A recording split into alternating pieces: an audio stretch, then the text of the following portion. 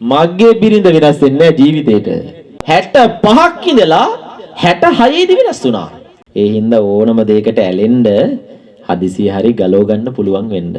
ඔය දකින්න මූණම සමහර වෙලාවට අපිට ඇත්ත සමාජය තියෙනවද කියන එක ප්‍රශ්නයක්.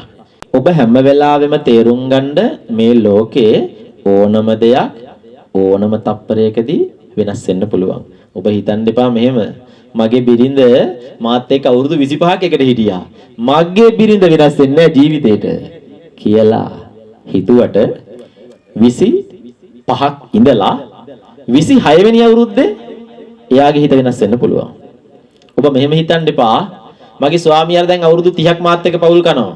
මගේ ස්වාමියාගේ ජීවිතේට එයා වෙනස් වෙන්නේ නැහැ කියලා හිතන්න එපා. 30ක් ඉඳලා 31 වෙනි අවුරුද්දේ එයාගේ හිත වෙනස් වෙන්න පුළුවන්. අම්මා කෙනෙක් හිතුවොත් මගේ කොල්ලට දැන් අවුරුදු 40යි. අවුරුදු 40ක් මගේ කොල්ලා මම හැදුවේ. මගේ කොල්ලා වෙනස් වෙන්නේ නැහැ කියලා හිතුවට 40ක් ඔයාගේ ළඟ ඉඳලා 41 වෙනි අවුරුද්දේ තරහ වෙලා ගෙදර යන්න පුළුවන්. ඒ හින්දා මේ ලෝකේ ස්වභාවය තමයි වෙනස් වෙන එක.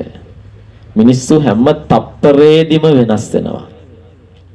හැම තප්පරේදීම මේ මිනිස්සුන්ගේ හිත වෙනස් වෙනවා පින්නතුනේ. කාන්තාවක් ස්වාමියාව ළමයි ටික දාලා වෙන කෙනෙක් කසාද බඳිනවා. එයා යද්දි අවුරුදු 66යි. ඒ ස්වාමියා හිතන්න දිනේ දෙයියනේ මගේ බිරිඳට 66යි. එයා කවදාවත් වෙනස් වෙන්නේ නැහැ මේ ළමයි තුන් දෙනා දාලා. 65ක් ඉඳලා 66 දී වෙනස් වුණා. ඒ තමයි ලෝකේ හැටි. ඒ හින්දා වෙනස් වෙන බව කලින් දැනගෙන ජීවත් වෙන්න. එතකොට වෙනස් වුණාම අපිට දුකක් නැහැ. හිත හදාගන්න පුළුවන්. ඒ හින්දා ඕනම දෙයකට ඇලෙන්න හදිසිය හරි ගලව ගන්න පුළුවන් වෙන්න. හරියට මුද්දර වගේ. ඔයාලා අලවලා තියෙනවනේ මුද්දරනේ. සමහර අය මුද්දර අලවන්නේ කොහොමද? මෙහෙම ගත්ත මුද්දරේ ඒක වතුර ටිකක් ගාලා ලියුම් කවරේ අලවනවා. තව සමහර අය මුද්දරේ වතුර ගන්නෑ කෙල ටිකක් ගාලා ඒක ලියුම් කවරේ අලවනවා. තව සමහර අය මුද්දරේ ගම් ගන්න නැතුව ලියුම් කවරේ ගම් ගාලා මුද්දරේ අරන් ඊට උඩින් අලවනවා. තව සමහර අය මුද්දරෙත් ගම් ගාලා ලියුම් කවරෙත් ගම් ගාලා ඒක අලවනවා. තව සමහර අය මුද්දරෙත් ගම් ගාලා ලියුම් කවරෙත් ගම් ගාලා ඒක අලවලා මෙහෙම පොඩ්ඩි කරලා උඩිනුත් ගම් ගානවා. අපි ඇලෙව්වේ මුද්දර. අපි කතා කරේ බැඳීම් ගැන. බැඳීම් කොහොමද මුද්දර වලට සමාන වෙන්නේ? අලෝපු විදිහට තමයි ගලවන්න අමාරු. මුද්දරත් එහෙමයි බැඳීමත් එහෙමයි. දැන් ගලවන්නකො මුද්දරේ. හරි සරලයි. ඔයාලා අලෝපු විදිහක් තියෙනවනේ. අලෝපු විදිහට තමයි ගලව ගන්න අමාරු. වතුර දාපු එක ඉක්මනින් ගලවෙනවා. කෙල දාපු එක ඉක්මනින් ගලවෙනවා. ටිකක් ගම් ගාපුවම ටිකක් අමාරුවෙන් ගලවෙනවා. ගොඩක් ගම් ගාපුවම ගොඩක් අමාරුයි ගලවන්න. දෙකේම ගම් ගාපුවම ඉරෙන්න බලනවා. දෙකේම ගම් ගාලා උඩිනුත් ගම් ගාපුවම ඉරෙනවා.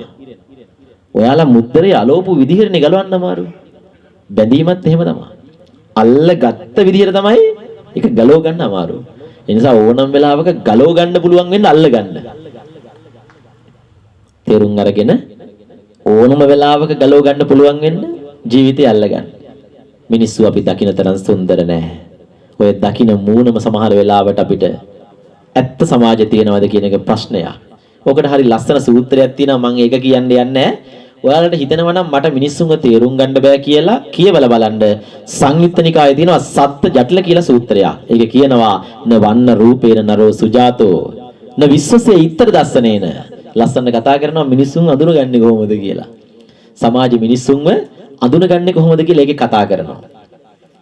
ඒ හින්දා පින්නතුනේ ඒක කියවලා බලන්න සත්ත්‍ය ජටිල සූත්‍රයේ. තව ලස්සන සූත්‍රයක් තියෙනවා ත්‍රිපිටකයේ සූත්‍ර පිටකයේ අංගුත්තර නිකායේ චතුක්ක නිපාතේ අම්බ කියන සූත්‍රය.